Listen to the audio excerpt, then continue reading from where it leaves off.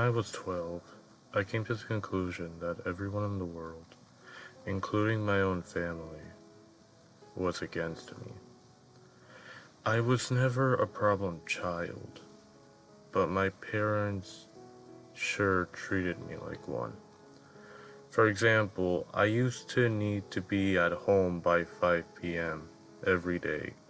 This clearly restricted my amount of playtime outdoors.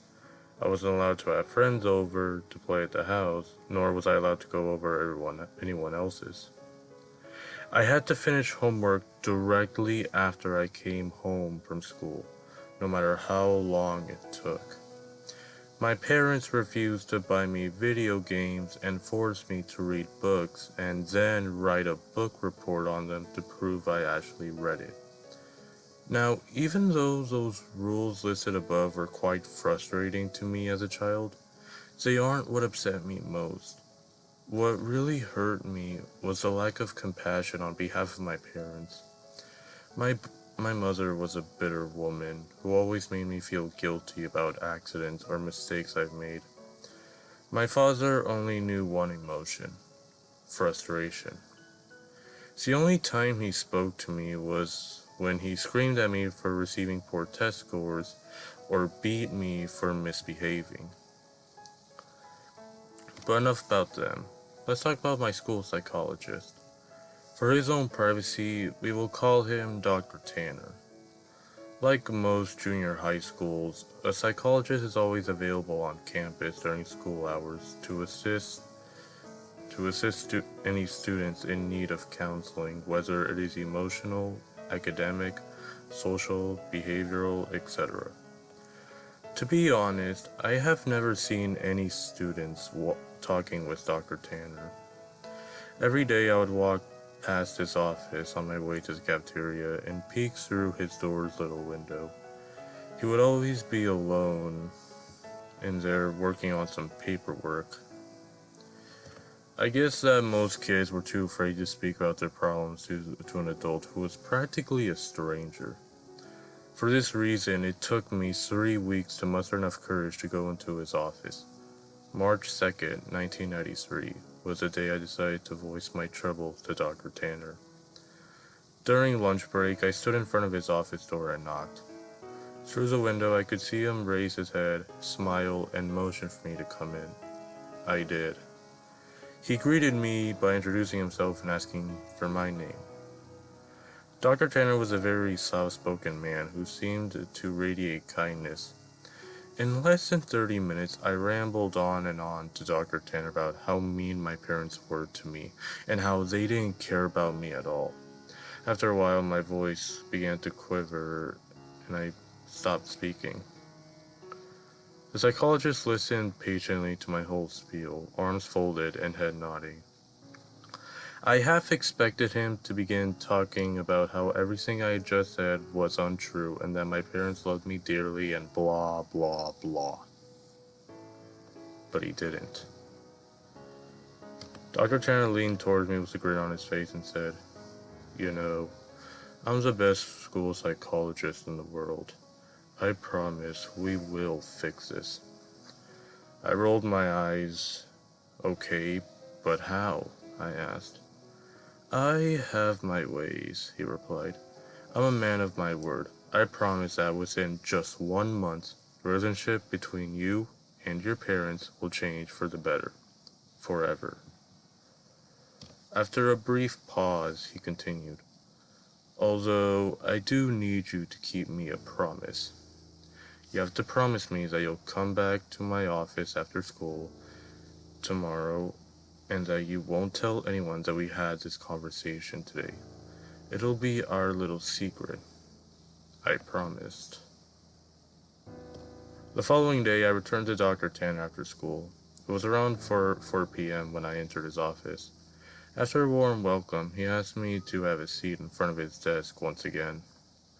Upon sitting down, I watched Dr. Tanner close the blinds of the door's tiny window. "There," he smiled. "Now we have all the privacy we need." We began to talk about my likes and interests, my favorite subjects in school, my least favorite teachers, and things of the like. About an hour into the conversation, Dr. Tanner offered me a soft drink. I gladly took the offer, considering my parents never allowed me to drink soda. Dr. Tanner reached over to his mini fridge and fidgeted around before setting down two open cans of soda on the desk. Afterwards, we continued to talk about what was going on in my life, but it wasn't long before I passed out from whatever drugs Dr. Tanner placed in my drink. It took me a minute or so to adjust my blurred vision upon waking, and when it did, I had no idea what to think. I was handcuffed to a bed and my mouth was sealed with duct tape. I immediately began to panic, squirming and tugging at the cuffs, but gave up soon after. My eyes widened in disbelief after looking around the room. There were posters of superheroes pinned up along the walls and photographs of famous athletes on the shelves. In the middle of the room was an old television and Super Nintendo, various game cartridges stacked alongside it. I didn't know what to think. Here I am in a room filled with items most kids would die to play with. I would have probably cried from joy hadn't I been handcuffed to a bed frame. My stomach sank once again as the door opened and Dr. Tanner walked inside. He sat down on the edge of the bed. "Now listen," he said. "Remember that I'm here to help you and I would never hurt you, okay?" Dr. Tanner gently removed the tape from my mouth and then the cuffs from my hands. My first instinct was to begin crying, but something about Dr. Tanner made me feel safe. He smiled at me. "You're going to be staying here for a while," he continued, "and during this time you're allowed to play with any toys in this room while I'm here at home. But when I leave the house, I'll need to cuff one of your hands back to the bed. You can still watch the television, but I want you to only watch the news channels when I'm away." I sat in silence, still trying to process the information he had given me. "So," Dr. Tanner yipped, slapping me on the knee, "you go ahead and knock yourself out. I'll be back when it's time for dinner." He got up from the bed, walked across the room, and clicked the TV's power button before locking the door behind him. Several more minutes passed before I realized that Dr. Tanner wasn't joking. All that was left for me to do was boot up the Nintendo and play Mario until nightfall. At about 7 p.m., Dr. Tanner returned to the room, carrying 2 plates of mashed potatoes and chicken strips. I finally gathered up the courage to ask him how long I'd be staying in this room. "Well, about a month," he replied. "Give or take a few weeks. I just have some work I need to do." The following morning, I woke to Dr. Tanner's hand patting my head. "Hey bud, you don't have to wake up right now if you don't want, but I am going to need to put this back on," he whispered, clamping the cold steel handcuff onto my wrist. I gazed up at him. He was wearing a collared shirt and slacks, a coat draped over his shoulder, and his suitcase at his side. He looked just how he always did when I saw him around school. Before leaving, he placed the TV's remote next to me and told me to turn it on and watch the news. The first thing I saw upon turning it on was a breaking news segment. An important-looking police officer stood at a podium surrounded by people with microphones. I happened to begin viewing halfway through his speech. "A statewide Amber Alert has been issued as of this morning. We have several investigators working towards identifying potential abductors, but as of right now, there is not much evidence. Faculty members state that the boy had been last seen around 4 or 5 in the evening." I began to feel nauseous as a photograph of me appeared on the screen. It was my yearbook picture from last year.